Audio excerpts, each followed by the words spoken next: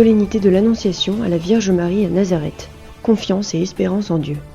Le patriarche de Jérusalem des Latins, le cardinal Pier Battista Pizzaballa, a célébré la fête de l'Annonciation avec les communautés religieuses et les fidèles de Nazareth.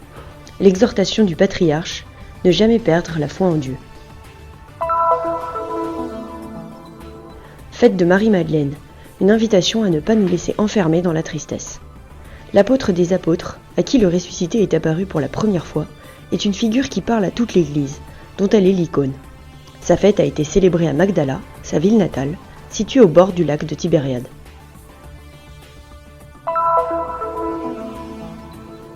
Pâques à Gaza. Un entretien avec le père Gabriel Romanelli sur la Pâques des chrétiens de Gaza. Dans la souffrance et l'épreuve, l'expérience de la présence du ressuscité reste solide.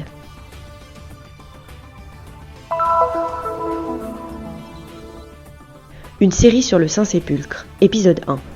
Des premiers pèlerins aux preuves archéologiques qui ont traversé les siècles, le premier épisode d'une série sur ceux qui ont été et sont les témoins des événements bibliques.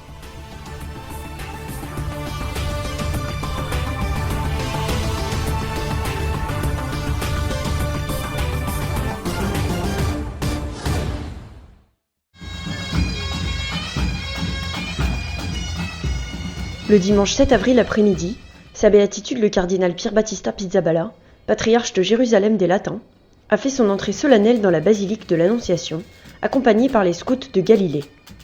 Il a été accueilli par le frère Boloz, gardien du sanctuaire, ainsi que par la communauté franciscaine. La procession s'est ensuite dirigée vers la grotte de l'Annonciation pour vénérer et prier ce site sacré. Le frère Ibrahim Sabah, curé latin de Nazareth, a également souhaité la bienvenue au patriarche au nom de la communauté chrétienne locale. À 5h30, la messe pontificale a été célébrée dans le niveau supérieur de la basilique. Un moment particulier a été la lecture des évangiles, tournés dans 3 directions, nord, ouest et sud. De Nazareth, elles agissent comme une bénédiction pour le monde entier. Célébrer la fête de l'Annonciation du Seigneur, c'est aussi l'occasion de contempler le grand amour de Dieu pour l'humanité. Il a décidé d'entrer dans l'histoire en naissant de la Vierge Marie, une jeune femme de la ville de Nazareth, pleine d'humilité et de foi. Un événement grandiose qui a traversé l'histoire, avec tous ses contrastes et ses difficultés. Anche il nostro contesto non è molto facile, ma seguendo l'esempio di Maria ci affidiamo a Dio e alla sua parola. Lui ci ha chiamato di seguirlo. Le contexte actuel ne rend pas les choses faciles, mais à l'exemple de Marie, nous nous en remettons à Dieu et à sa parole. Il nous a appelés à le suivre et à confier totalement notre vie entre ses mains. Alors, comme Marie, nous essayons de faire de même, confier notre vie, vivre au jour le jour, en suivant ses commandements et en ne prêtant pas trop attention à ce qui se passe autour de nous, même si les temps sont difficiles. Nous vivons parfois des moments de danger, parfois des moments de malheur, mais nous vivons aussi dans l'espérance de la vie que Dieu nous a donnée, protégée par lui grâce à ce choix. Perché abbiamo la speranza, che quella che Dio ci ha dato, che Lui protegge coloro che ha scelto. En raison du calendrier liturgique de cette année, la fête de l'Annonciation du Seigneur a eu lieu après Pâques. En 2 célébrations eucharistiques différentes, la communauté de Nazareth a ainsi célébré le mystère du Fils de Dieu, qui est descendu du ciel dans le sein très pur de la Vierge Marie, et qui, aujourd'hui, vient à nous dans l'humilité du pain et du vin, en apportant la vie et en allumant la confiance. La fête de l'Incarnation est liée à la résurrection.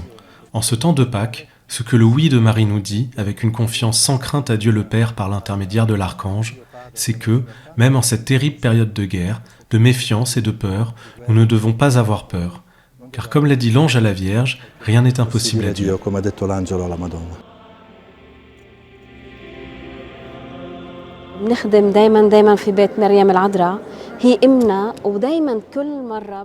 Dans ce sanctuaire, je sers la maison de Marie à travers la musique. Marie est notre mère, et je sens toujours sa présence ici. Chaque fois que je viens dans cette basilique, c'est comme si c'était la première fois. Je demande à la Vierge sa bénédiction, et que par ma voix, elle puisse, avec tous les archanges, atteindre, libérer et guérir les cœurs de tous ceux qui visitent ce lieu en demandant une grâce.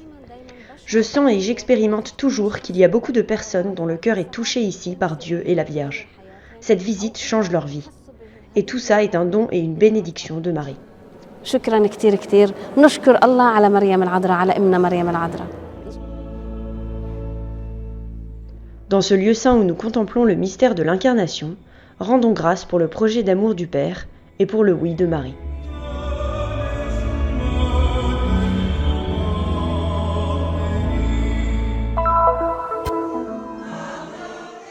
Sur les ruines du village de Magdala, situé sur la rive occidentale du lac de Tibériade, le cardinal Pier Battista Pizzaballa, patriarche de Jérusalem des Latins, a présidé, à la fin de l'octave de Pâques, une messe à l'église d'Ukinaltum.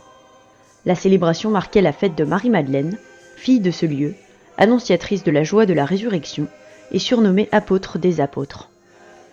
La messe s'est déroulée en présence de Monseigneur Boulos Marcuzzo et Monseigneur Boutros Bourkir, mais également en présence de nombreux prêtres, moines et moniales, et une foule de fidèles.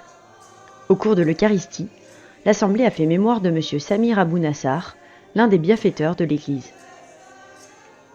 Alors que la Terre Sainte est déchirée par la guerre, la fête de Marie-Madeleine est une invitation à ne pas s'enfermer dans la tristesse.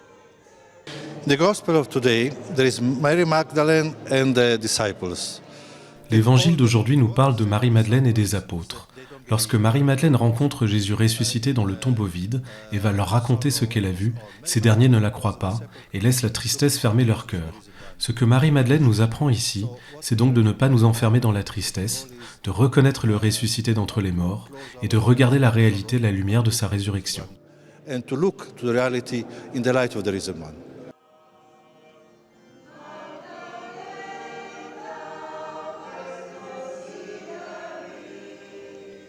Dans son homélie, le patriarche Pizzaballa a expliqué que la foi en la résurrection était un mode de vie et un critère de décision face à tous les maux qui accompagnent les conflits.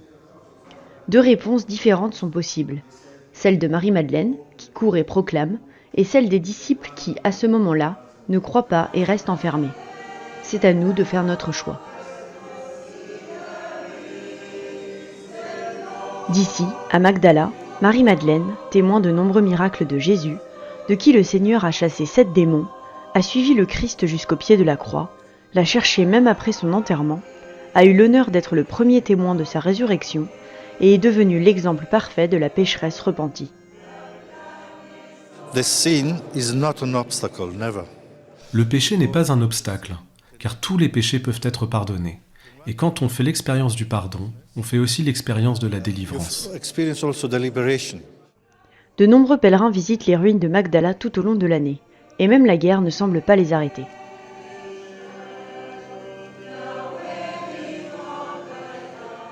Only some weeks ago, we start having... Il y a quelques semaines, nous avons commencé à accueillir de petits groupes de pèlerins.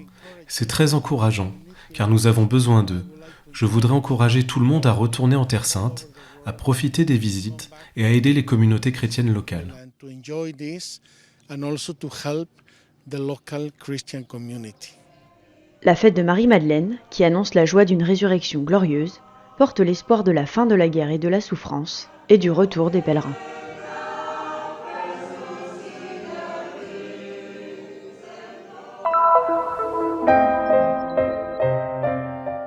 Alors que la guerre se poursuit dans la bande de Gaza, les chrétiens de Gaza ont célébré Pâques dans l'église de la Sainte Famille du couvent latin, dans une atmosphère de douleur et de tristesse, mais avec espoir et joie dans le Seigneur, et en priant pour la fin de la guerre.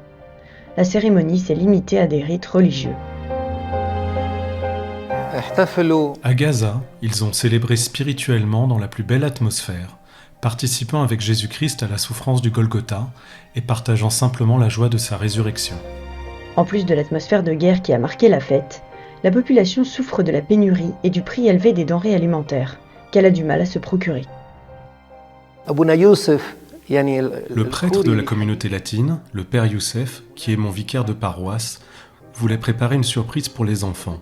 Alors, lui et ses jeunes assistants ont parcouru toute la ville de Gaza pour acheter des œufs. Le prix actuel d'un œuf est de 10 shekels, environ 2,50 €, et je suis reconnaissant à Dieu d'avoir pu l'offrir à mes paroissiens, comme cadeau très simple pour fêter Pâques. Les prix de tous les produits disponibles sur le marché sont devenus très élevés. Le prix d'un kilo de tomates, par exemple, est de 100 shekels, environ 25 €. Le père Romanelli, curé latin de Gaza, actuellement à Jérusalem, nous a décrit la table de fête.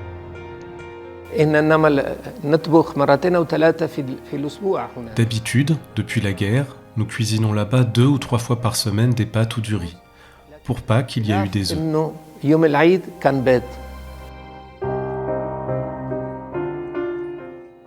Selon le père Romanelli, les gens n'ont pas de quoi satisfaire leurs besoins fondamentaux. L'eau, la nourriture et les médicaments se font de plus en plus rares. La paroisse dispose d'une source d'eau qui alimente à la fois les réfugiés déplacés par la guerre, les enfants musulmans ayant des besoins spécifiques et pris en charge par les sœurs de Mère Teresa, des centaines de civils musulmans et les habitants des environs. Malgré l'adversité, le père Romanelli loue la persévérance des fidèles.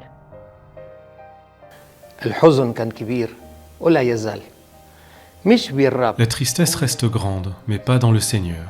Ils sont croyants et inébranlables dans l'espoir et l'amour. Malheureusement, ils ne distinguent toujours pas d'horizon, et c'est ce qui affecte le plus la vie humaine là-bas.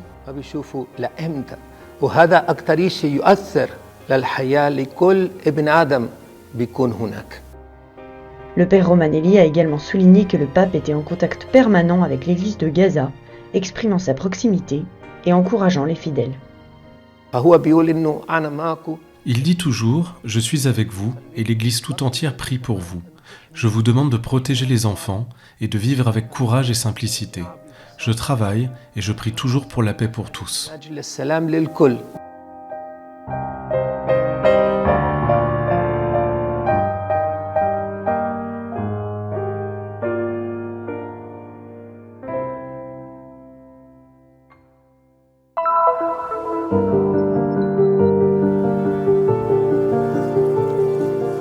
Chaque année, la célébration du Dimanche des Rameaux attire les chrétiens locaux et les pèlerins du monde entier, pour ce qui constitue l'une des célébrations les plus passionnantes du sanctuaire du Saint-Sépulcre.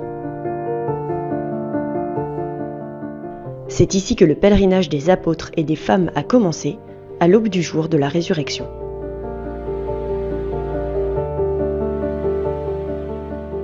Le lieu saint le plus important pour le monde chrétien accueille chaque jour des millions de pèlerins du monde entier qui viennent vénérer le tombeau vide, lieu de la résurrection de Jésus.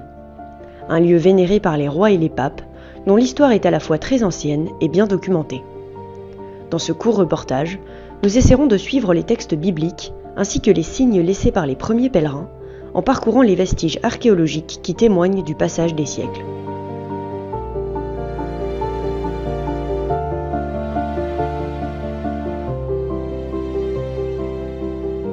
Le sous-sol, les rochers taillés, les moignons de murs enfoncés sous le niveau constantinien rappellent avec précision la topographie de ce lieu témoin du salut de l'homme.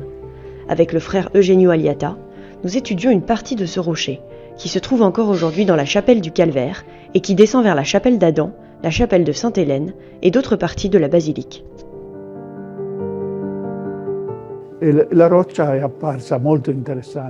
Ce rocher est très intéressant, car il témoigne de tout cet environnement qui s'est avéré être une grande carrière de pierre. Une carrière de pierre utilisée dans l'Antiquité, peut-être à plusieurs reprises.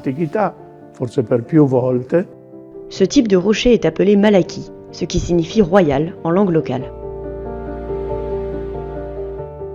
Selon les évangiles, le calvaire se trouvait à l'extérieur de la ville.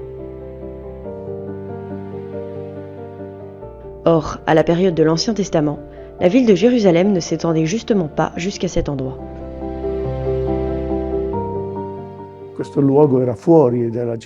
À cette époque, cet endroit se trouvait en dehors de la ville de Jérusalem, même si ses murs et les maisons de la ville elle-même n'étaient pas loin. C'était donc l'endroit idéal pour extraire des pierres de construction, parce qu'il était proche de la ville, proche des bâtiments. Cette carrière est d'ailleurs omniprésente ici, même en dehors de la zone de la basilique. Plus tard, elle est devenue une simple zone en dehors de la ville, utilisée pour la culture. Puis, elle fut utilisée comme un genre de cimetière. Le tombeau du Christ semble faire partie des funérailles qui s'y déroulaient alors. Nous voici maintenant au calvaire, c'est-à-dire sur la partie du roc qui s'élève à plus de 4 mètres au-dessus du niveau du sol. On dirait un rocher en saillie, et c'est ainsi qu'on l'appelle dans les sources.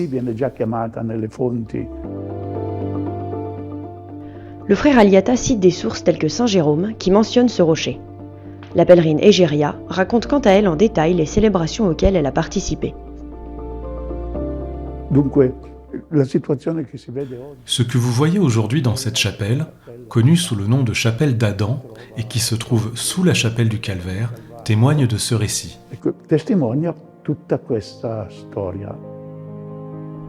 Du Calvaire, nous marchons jusqu'à la grotte de Sainte-Hélène, où fut trouvée la croix de Jésus. C'est là qu'étaient jetées les croix des crucifiés du Calvaire.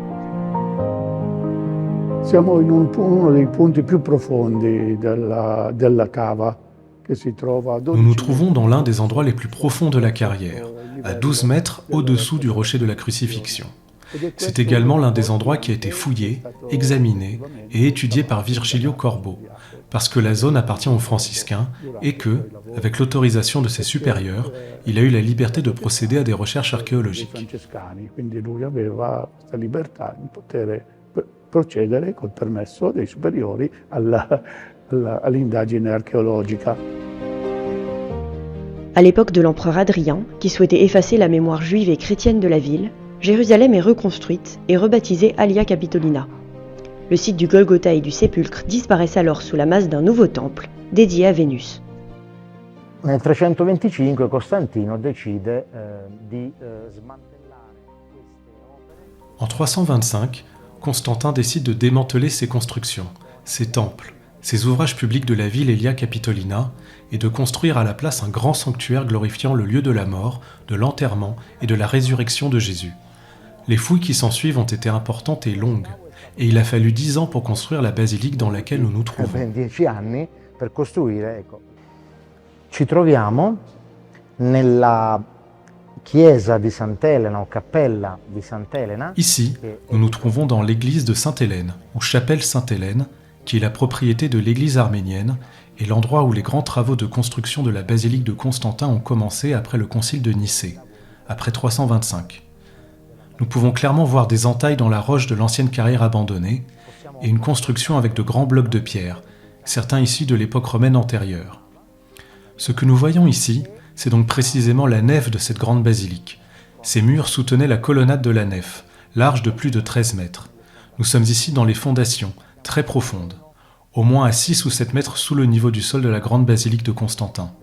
Elle a été construite entre 325 et 335-336, soit pendant une bonne dizaine d'années. Il 325 e il 335, 336, quindi ci sono voluti ben 10 anni. Les murs anciens portent les traces du passage de nombreux pèlerins au cours des siècles. Su questi muri medievali di questa cripta, questa chiesa sotterranea. Regardons un peu les murs médiévaux de cette crypte, cette église souterraine qui commémore la découverte de la Sainte Croix. Nous voyons toutes sortes de croix graffitées. Certaines se ressemblent, tandis que d'autres sont très différentes. Toutes témoignent du passage de tous ces pèlerins, tous ces chrétiens qui, au fil des siècles, sont venus ici portés par leur foi pour visiter la basilique du Saint-Sépulcre.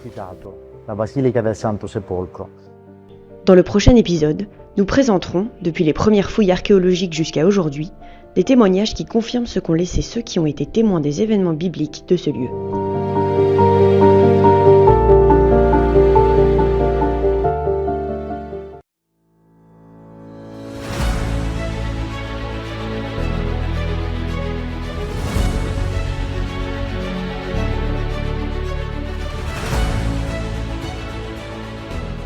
Faites un geste de solidarité et soutenez la mission de la custodie de Terre Sainte. Le Christian Media Center diffuse la bonne nouvelle du Christ en faisant connaître au monde la spiritualité des lieux saints et la vie des chrétiens locaux. Votre contribution nous aidera à porter toujours plus loin l'annonce du Seigneur ressuscité aux hommes et aux femmes de toutes les langues et de toutes les nations. Pour nous aider, il vous suffit de scanner ce QR code. Votre choix fait la différence.